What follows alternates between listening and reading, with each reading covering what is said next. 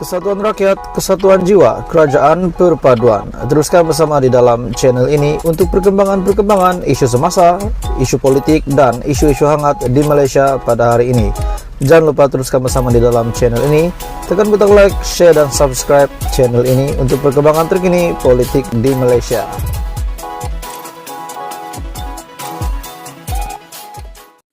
Hai semua, salam sejahtera Malaysia. Dengan ini, satu kenyataan yang amat pedas, yang amat tegas. Dan saya lihat satu tindakan yang amat bijaksana daripada Perdana Menteri Malaysia ke-10, Datuk Seri Anwar Ibrahim. Seperti yang kita tahu, Datuk Seri Anwar Ibrahim sebagai Perdana Menteri sangat membenci rasuah. Dan inilah yang dinantikan rakyat Malaysia, di mana sebuah kerajaan yang bebas rasuah. Oke, baik tuan-tuan dan puan semua, terjemahkan amanat Anwar dengan tindakan tegas banteras rasuah. Kenyataan daripada TIM.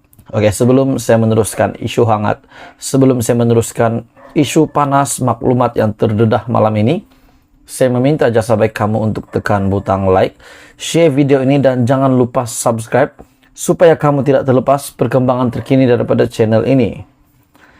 Amanat Datuk Seri Anwar Ibrahim berhubung kepentingan membanteras rasuah harus diterjemahkan dengan pelaksanaan tindakan tegas oleh agensi penguatkuasa berkaitan rasuah dan integriti serta accountability perkhidmatan awam. Transparency International Malaysia ataupun TIM berkata, penekanan Perdana Menteri memberi mesej jelas kepada agensi penguatkuasa termasuklah Suruhanjaya Pencegahan Rasuah Malaysia SPRM bahawa mereka perlu menahan perasuah atau sesiapa saja yang terlibat gejala itu tanpa perasaan takut atau pilih kasih. Oke, baik tuan-tuan dan puan semua, sebelum saya meneruskan, apa komen anda setakat ini? Di dalam menteri ataupun timbalan menteri yang sudah dilantik di dalam kabinet kerajaan perpaduan pimpinan Datuk Seri Anwar Ibrahim, adakah ini akan membuat mereka menggigil ketakutan sekiranya mereka benar-benar terlibat rasuah? Satu nama yang sudah pasti dikenali ramai, menjadi perbualan ramai. Zahid Hamidi yang mempunyai kes rasuah, kes mahkamah, tetapi sudah dibebaskan. Tetapi ada satu petition yang menunjukkan 15 alasan bahawa Zahid Hamidi perlu membela diri dan tidak boleh dibebaskan daripada pertuduhan ini.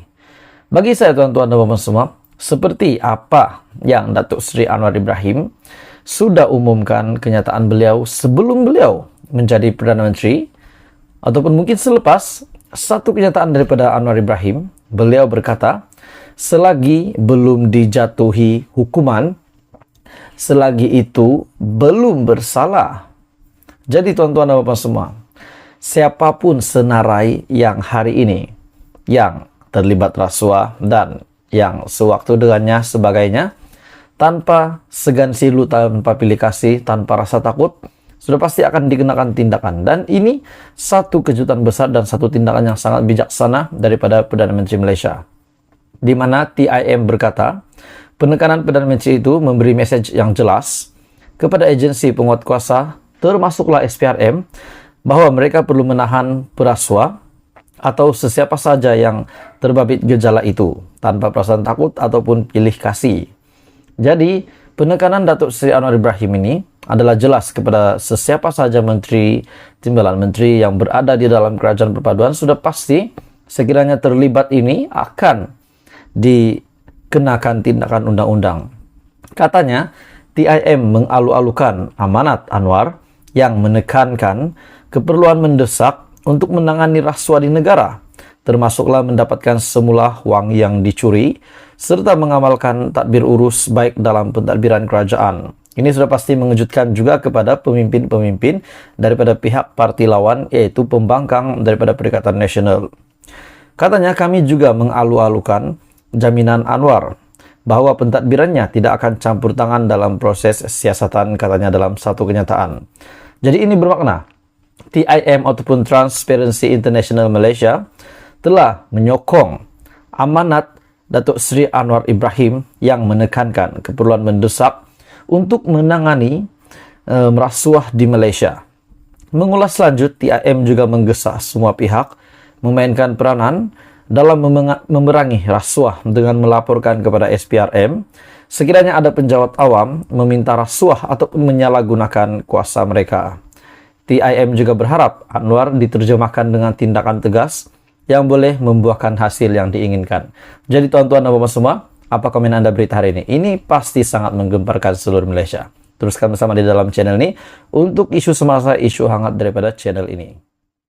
Salam sejahtera Malaysia. Setelah beberapa isu hangat yang kita dengar, beberapa suara-suara sumbang yang mengkritik, mempertikaikan kerajaan perpaduan dipimpin oleh Datuk Seri Anwar Ibrahim. Selain daripada Rafizi Ramli yang dipertikaikan, beberapa menteri yang lain, dan Perdana Menteri sendiri, bahkan satu kenyataan yang menyebut yang di Pertuan Agong. Legenda politik Malaysia, sejarah 2 kali menjadi Perdana Menteri, Tun Dr. Mahathir. Setelah beliau menyatakan satu kenyataan di entry Twitternya, di mana beliau telah menyebut nama timbalan Perdana Menteri, jawatan timbalan Perdana Menteri, dan juga yang di Pertuan Agong, bahwa dilihat Anwar Ibrahim lebih meninggikan jawatan TPM daripada yang di Pertuan Agong, dan beliau juga ada menyatakan untuk yang di Pertuan Agong untuk hilang kuasanya sebagai ketua negara ataupun sebagai yang berkuasa di negara. Jadi tuan-tuan dan puan semua, akhirnya ramai yang komen bahwa Mahathir tidak relevan membuat kenyataan seperti ini. Akhirnya satu kenyataan daripada Shabudin.com. Nazri balun lagi Tun Mahathir, elok terus jaga cucu. Sebab di dalam entry Twitter Mahathir, akhirnya beliau di dalam senarai terakhir, perenggan terakhir di dalam entry Twitternya itu, beliau berkata beliau nak jaga cucu. Akhirnya Nazri balun lagi Tun Mahathir, elok terus jaga cucu. Melantik seseorang yang sedang berdepan kes mahkamah menjawat jawatan TPM bukan satu perkara yang bertentangan dengan perlembagaan, kata Ketua Bahagian UMNO Padang Rengas Datuk Seri Muhammad Nazri Abdul Aziz. Menurut Muhammad Nazri, seorang timbalan Perdana Menteri tidak boleh membantu Perdana Menteri dalam menjalankan tugas-tugas yang berlandaskan perlembagaan negara. Beliau berkata, jawatan TPM tidak ada dalam perlembagaan negara. Sebaliknya, ia amalan politik yang bermula ketika negara mencapai kemerdekaan. Jika ada kecacatan di sebalik pelantikan Datuk Seri Ahmad Zahid Hamidi, hanyalah dari segi moral semata-mata, tetapi moral tidak boleh dikuatkuasakan oleh undang-undang. Untuk menjadi sebahagian daripada anggota kabinet, TPM perlu memegang satu portfolio sebagai menteri. Tidak ada jawatan TPM tanpa portfolio sebagai Perdana Menteri.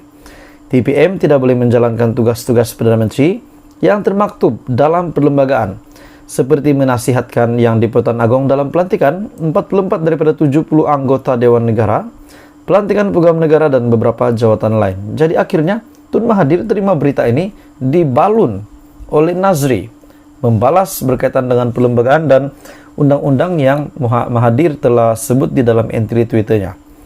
Dan akhirnya Mahathir dikejutkan setelah membuat kenyataan sebegitu. Sekiranya apa-apa berlaku ke atas Perdana Menteri, ia tidak bermakna TPM akan terus menggantikannya, kerana ia adalah kuasa yang di Pertuan Agong. Jadi tuan-tuan dan puan semua, apa komen Anda berita hari ini? Teruskan bersama di dalam channel ini untuk info seterusnya di dalam politik Malaysia melalui channel ini.